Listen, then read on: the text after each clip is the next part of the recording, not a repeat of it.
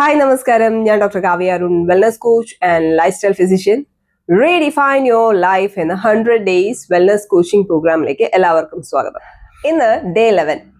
കഴിഞ്ഞൊരു വീഡിയോയിൽ ഞാൻ സ്ട്രെസ് കാരണമാണോ ഹോർമോണൽ ഇംബാലൻസ് ഉണ്ടാവുന്നത്, ഹോർമോണൽ ഇംബാലൻസ് കാരണമാണോ സ്ട്രെസ് ഉണ്ടാവുന്നത് എന്നൊരു ക്വസ്റ്റ്യൻ ചോദിച്ചിരുന്നു. പലരും പറഞ്ഞു അത് മുട്ടയാണോ കോഴിയാണോ എന്ന് ചോദിക്കുന്നത് പോലെയാണ് എന്ന്. അതെ, ഇത് രണ്ടും വളരെ നല്ല രീതിയിൽ ഇന്റർ കണക്റ്റഡ് ആണ്. അപ്പോൾ ഇന്ന് നമ്മൾ സ്ട്രെസ് കൊണ്ടാണോ ഹോർമോണൽ ഇംബാലൻസ് ഉണ്ടാവുന്നത് എന്ന ക്വസ്റ്റ്യൻ ഒന്ന് ഡീപ്പായിട്ട് ഡിസ്കസ് ചെയ്യാം. യഥാർത്ഥത്തിൽ എന്താണ് സ്ട്രെസ്? അതായത് ഒരു മൃഗത്തിന്റെ മുന്നിൽ ഒരു സിംഹം വന്ന് നിൽക്കുമ്പോൾ അതിന് തൻ്റെ ജീവൻ രക്ഷിക്കാൻ വേണ്ടി എന്ത് ചെയ്യണം എന്ന് അതിൻ്റെ തലച്ചോറിനോട് ചോദിക്കുമ്പോൾ തലച്ചോറ് അതിനുള്ള മറുപടിയായിട്ട് ഒന്നുകിൽ ഓടുക അല്ലെങ്കിൽ അതിനോട് ഫൈറ്റ് ചെയ്യുക എന്ന് പറഞ്ഞു കൊടുക്കുകയും ശരീരത്തിൽ നിന്ന് അതിന് വേണ്ട ഊർജവും അതിന് വേണ്ട ആവശ്യമായിട്ടുള്ള എല്ലാ ശക്തിയും നൽകാൻ വേണ്ടി ഒരു ഹോർമോണിനെ റിലീസ് ചെയ്യും. അതാണ് കോർട്ടിസോൾ, അതേപോലെ അഡ്രിനാലിൻ. ഈ കോർട്ടിസോളിന്റെ സഹായത്തോടു കൂടി ആ ഒരു സിറ്റുവേഷനെ അതിന് ഹാൻഡിൽ ചെയ്യാൻ പറ്റും. ഒന്നുകിൽ ഓടി രക്ഷപ്പെടാൻ പറ്റും, അല്ലെങ്കിൽ അതിനോട് പൊരുതി ജയിക്കാൻ പറ്റും. അപ്പോൾ ഇതാണ് യഥാർത്ഥത്തിൽ സ്ട്രെസ് ഹോർമോണിന്റെ റോൾ. ഇത് നമ്മുടെ ശരീരത്തിന് അത്യാവശ്യം തന്നെയാണ്. ആ ഒരു സിറ്റുവേഷൻ ഹാൻഡിൽ ചെയ്യാൻ വേണ്ടി ശരീരം പ്രൊഡ്യൂസ് ചെയ്യുന്നൊരു ഹോർമോണാണിത്. എന്നാൽ ഇപ്പോൾ നമ്മളുടെ മുന്നിൽ ഈ പുലിയോ കടുവയോ ഒന്നും വന്ന് നിൽക്കത്തില്ല. പകരം എന്താണ് നമ്മളുടെ പ്രശ്നം? നമ്മളുടെ ജീവിത സാഹചര്യങ്ങളുമായിട്ട് പൊരുത്തപ്പെട്ടു പോകാനുള്ള ബുദ്ധിമുട്ടുകൾ. അതായത് കുടുംബ ബന്ധത്തിലുണ്ടാവുന്ന പ്രശ്നങ്ങൾ, അതേപോലെ ജോലി സംബന്ധമായിട്ടുണ്ടാവുന്ന പ്രശ്നങ്ങൾ, അതേപോലെ സാമ്പത്തികമായിട്ടുള്ള ബുദ്ധിമുട്ടുകൾ. അപ്പം ഇതിനെയൊക്കെ തരണം ചെയ്തു പോവാൻ ശരീരം വീണ്ടും ഈ തരത്തിലുള്ള കോർട്ടിസോൾ എന്ന് പറഞ്ഞ ഹോർമോൺ ഉൽപ്പാദിപ്പിക്കേണ്ടി വരുന്നു. ഇത് ഒരു ദിവസം കുറച്ചു നേരത്തേക്ക് ഉൽപ്പാദിപ്പിക്കുന്നത് ഓക്കെയാണ്.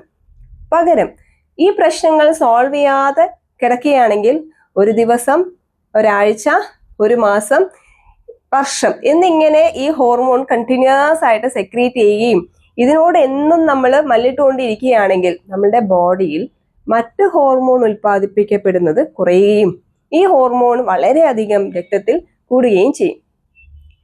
ഇത് നമുക്ക് ഹോർമോണൽ ഇംബാലൻസ് ഉണ്ടാക്കും. അതായത് നമ്മൾ ഈ പറയുന്ന കോർട്ടിസോളിന് വേണ്ടിയിട്ട് ബോഡി കൂടുതലായിട്ട് എഫേർട്ട് എടുക്കും. നമ്മൾ കഴിക്കുന്ന കൊളസ്ട്രോളിൽ നിന്ന് ആണ് ഇത്തരത്തിലുള്ള ഹോർമോൺസ് ഒക്കെ പ്രൊഡ്യൂസ് ചെയ്യുന്നത്. അപ്പോൾ ഇത് ഈക്വലായിട്ട് ഡിവൈഡ് ചെയ്ത് പോകണം. കുറച്ച് കോർട്ടിസോൾ ഉൽപ്പാദിപ്പിക്കുവാനും കുറച്ച് പ്രൊജസ്ട്രോണും ടെസ്റ്റോസ്റ്റിറോണും അതേപോലെ ഈസ്ട്രോജൻ ഉൽപ്പാദിപ്പിക്കുവാനുമാണ് ഉപയോഗിക്കുന്നത്. അപ്പോൾ നമ്മളിപ്പോൾ സ്ട്രെസ്ഫുൾ ആയിട്ട് ഇരിക്കുന്ന സമയം ഇത് ഷെയർ ചെയ്യത്തില്ല. എന്താ ചെയ്യുക? കോർട്ടിസോൾ ഉൽപ്പാദിപ്പിക്കാൻ വേണ്ടി മാത്രമായിട്ട് ഇത് യൂസ് ചെയ്തുകൊണ്ടേയിരിക്കും. മറ്റൊന്നിന്റെ കാര്യം വിട്ടുപോകും. അതായത് കരയുന്ന കുട്ടിക്കേ പാലുള്ളൂ എന്ന് പറയുന്നത് പോലെ ഇത് കണ്ടിന്യൂസ് ആയിട്ട് കോർട്ടിസോളിന് തന്നെ യൂസ് ചെയ്യും. അപ്പോൾ മറ്റ് ഈസ്ട്രോജനെയും പ്രൊജസ്ട്രോണിനെയും അതേപോലെ ടെസ്റ്റോസ്റ്റിറോണിനെയും ഒക്കെ ഉൽപ്പാദിപ്പിക്കാൻ വേണ്ടിയിട്ട് ഈ പറയുന്ന കൊളസ്ട്രോളിനെ കൊടുക്കത്തില്ല. കാരണം ഈ ഫാറ്റിൽ നിന്നാണ് ഈ ഹോർമോൺസ് ഒക്കെ പ്രൊഡ്യൂസ് ചെയ്യുന്നത്. അപ്പോൾ ഇവിടെ നമ്മളുടെ ഈ സെക്സ് ഹോർമോൺസിന്റെ അളവ് കുറയുകയാണ്. ഇവിടെ ഹോർമോണൽ ഇംബാലൻസ് സ്റ്റാർട്ട് ചെയ്യുകയാണ്. അതായത് സ്ത്രീകളിൽ കണ്ടുവരുന്ന ഫൈബ്രോയിഡ്, PCOD, ഇറഗുലർ മെൻസ്ട്രുവേഷൻസ്, അതേപോലെ സിസ്റ്റുകൾ, പുരുഷന്മാരിൽ കാണുന്ന ബിനൈൻ പോസ്ട്രേറ്റ് എൻലാർജ്മെന്റ്, ഇതൊക്കെ ഇത്തരത്തിലുള്ള സെക്സ് ഹോർമോൺസിന്റെ കുറവുകൾ കാരണമാണ്.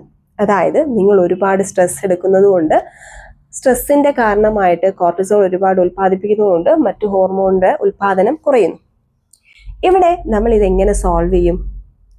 നിങ്ങൾ സ്ട്രെസ് എന്ന് പറയുന്ന ഫാക്ടറിനെ കുറയ്ക്കുക. അതായത് നമ്മളുടെ തോട്ട്സ് ആണ് ഈ ബ്രെയിനിന് ഈ ഒരു ഇമോഷൻ കൊടുക്കുന്നത്. ഞാൻ സ്ട്രെസ്ഫുൾ ആണ്, ആ ചിന്തയാണ് കൊടുക്കുന്നത്. അപ്പോൾ ആ ചിന്ത നിങ്ങൾ കട്ട് ചെയ്യുക. നിങ്ങൾക്കിപ്പോൾ ഒരു ഫാമിലി ഇഷ്യൂ ആണ് ഉള്ളതെങ്കിൽ നമ്മൾ എപ്പോഴും നിരന്തരം ആ ഒരു പ്രശ്നത്തിലേക്ക് ഇങ്ങനെ കോൺസെൻട്രേറ്റ് ചെയ്യാതെ അതെല്ലാം സോൾവ് ചെയ്തു എന്ന് ചുമ്മാ മനസ്സിനെ ധരിപ്പിക്കുക. ഇനി നിങ്ങൾക്കൊരു ഫിനാൻഷ്യൽ ഇഷ്യൂ ആണുള്ളത് എങ്കിൽ അത് വീണ്ടും എനിക്ക് ഫിനാൻഷ്യൽ ഇഷ്യൂ ഉണ്ട്, എനിക്ക് അത് പ്രശ്നമുണ്ട് എന്നിങ്ങനെ ആലോചിക്കുന്നതിന് പകരം ഞാനിപ്പോൾ സമാധാനത്തോടെ ജീവിക്കുന്നു, എനിക്കിപ്പോൾ വേണ്ട സാമ്പത്തിക ഭദ്രതയുണ്ട് എന്ന് മനസ്സിലേക്ക് കൊടുക്കുക. നമ്മളിപ്പോൾ എന്ത് സിറ്റുവേഷനിലൂടെയാണ് പോകുന്നത് അതിന് പകരം അതെല്ലാം സോൾവ് ചെയ്തു എന്ന് മനസ്സിനെ ധരിപ്പിക്കുക. ഇത് ബ്രെയിനിലേക്ക് ഒരു തോട്ട്സ് കൊടുക്കും. എവറിത്തിങ് ഈസ് സോൾവ്ഡ്, അപ്പോൾ ഇനി കോർട്ടിസോളിൻ്റെ ആവശ്യമില്ല, അതിനോട് ഇനി റിലീസ് ചെയ്യേണ്ട എന്ന് പറയും.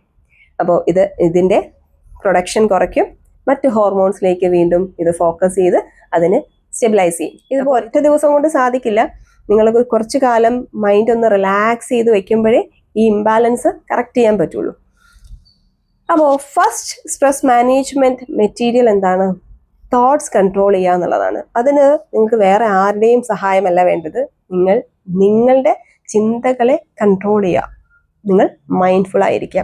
ഇത് തന്നെയാണ് ഞാൻ ആദ്യത്തെ വീഡിയോയിലും പറഞ്ഞിരിക്കുന്നത്. തോട്ട്സ് കൺട്രോൾ ചെയ്തിട്ട് എപ്പോഴും ഹാപ്പി ആയിട്ടിരിക്കാൻ ശ്രമിക്കുക, മൈൻഡ്ഫുൾ ആയിട്ടിരിക്കാൻ ശ്രമിക്കുക. നിങ്ങൾ ചെയ്യുന്ന കാര്യങ്ങൾക്കൊക്കെ ഹാപ്പിനെസ് കാണാൻ ശ്രമിക്കുക. എപ്പോഴും ഒരു ഗ്രാറ്റിറ്റ്യൂഡ് പറഞ്ഞുകൊണ്ട് ഓരോ കാര്യങ്ങളും ചെയ്യുക. അപ്പോൾ കിട്ടിയതിലൊക്കെ നന്ദി പറയുക. അതൊക്കെ നിങ്ങൾക്കൊരു പോസിറ്റീവ് ഹോർമോൺസിനെ റിലീസ് ചെയ്യുകയും ഈ പറഞ്ഞ സ്ട്രെസ് ഹോർമോൺസിൻ്റെ അളവ് കുറയ്ക്കുകയും ചെയ്യും. അതോടൊപ്പം തന്നെ സ്ട്രെസ് മാനേജ്മെൻറ്റ് ചെയ്യാൻ യോഗ എങ്ങനെ നമുക്ക് ഹെൽപ്ഫുൾ ആവുന്നു എന്നുള്ളതിനെ കുറിച്ച് അടുത്ത വീഡിയോയിൽ പറയാം. So stay healthy, be happy, and see you tomorrow. Thank you.